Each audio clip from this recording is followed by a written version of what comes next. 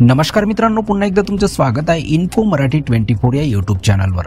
मित्रांनो, लाखो पेन्शनधारकांसाठी एक महत्त्वाची बातमी घेऊन आलेलो आहे। बातमी आहे लाखो पेन्शनधारकांसाठी अधिसूचना झाल्या जाहीर, जाणून घ्या संपूर्ण माहिती। मित्रांनो, काय आहे ही बातमी नक्की जाणून घेऊया, पण त्याआधी जर तुम्ही आपल्या चॅनलवर नवीन असाल तर चॅनलला सबस्क्राइब करून बाजूला दिलेल्या बेल आयकॉनला नक्की क्लिक करा। व्हिडिओ जर कामाचा आणि महत्त्वाचा वाटला तर व्हिडिओला लाईक करून आपल्या मित्रपरिवारासोबत नक्की शेअर करा। मित्रांनो, पेन्शन अर्जाची प्रक्रिया पूर्णपणे डिजिटल करून सरकारने एक महत्त्वाचे पाऊल उचलले आहे। ही नवीन प्रणाली केवळ निवृत्ती वेतनधारकासाठी सोयीची नाही, तर प्रशासकीय दृष्टिकोनातून अधिक कार्यक्षम आणि पारदर्शक आहे। या नवीन उपक्रमामुळे पेन्शन अर्जाची संपूर्ण प्रक्रिया सोपी आणि कालबद्ध झालेली आहे। पेन्शन आणि पेन्शनर्स कल्याण विभागाने सुरू केलेली ही नवीन प्रणाली पूर्णपणे डिजिटल आहे। या अंतर्गत आता सर्व सरकारी कर्मचारी EHRMS पोर्टलद्वारे त्यांचे पेन्शन अर्ज ऑनलाईन सबमिट करू शकतात। मित्रांनो, हा बदल 6 नोव्हेंबर 2024 पासून लागू झाला असून जुन्या कागदी प्रक्रियेचा कालखंड संपुष्टात आला आहे। या नवीन प्रणालीमध्ये सर्व आवश्यक कागदपत्रे डिजिटल स्वरूपात सादर केली जाऊ शकतात, ज्यामुळे प्रक्रिया अधिक सोयीस्कर बनते।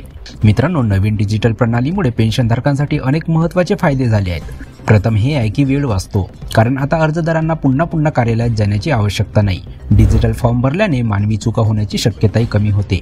तसेच अर्जदारांना त्यांच्या अर्जाची स्थिती ऑनलाईन ट्रॅक करता येत असल्याने प्रक्रियेतील पारदर्शकता वाढली आहे। अर्जाची प्रक्रिया पूर्वीपेक्षा खूप वेगवान झाली आहे। प्रशासकीय सुधारणा आणि कार्यक्षमता। मित्रांनो, या नवीन प्रणालीमुळे प्रशासकीय कामेही सुलभ झाली आहेत। कागदोपत्री कामात मोठी कपात झाली असून त्यामुळे कार्यालयामध्ये फायलिंगचा ढिगच पडत नाही। डिजिटल रेकॉर्ड व्यवस्थापनामुळे कागदपत्रे शोधणे आणि व्यवस्थापित करणे सोपे झाले आहे। सर्व आवश्यक माहिती त्वरित उपलब्ध असल्यामुळे निर्णय घेण्याची प्रक्रिया देखील जलद झाली आहे। भविष्यात ही डिजिटल प्रणाली आणखी विकसित होईल। यामध्ये मोबाईल ॲप्लिकेशन, व्हॉइस आधारित सहाय्य आणि विविध प्रादेशिक भाषांमधील सेवा जोडल्या जाऊ शकतात। एकात्मिक तक्रार निवारण प्रणाली देखील विकसित केली जात आहे, जी पेन्शनधारकांच्या समस्याचे त्वरित निराकरण सुनिश्चित करेल। सुरक्षा आणि गोपनीयता। मित्रांनो, डिजिटल प्रणालीमध्ये सुरक्षिततेला सर्वोच्च प्राधान्य दिले आहे। सिस्टममध्ये सुरक्षित लॉग इन प्रक्रिया, डेटा एन्क्रिप्शन आणि नियमित बॅकअपसह सुरक्षा वैशिष्ट्याचे अनेक स्तर आहेत।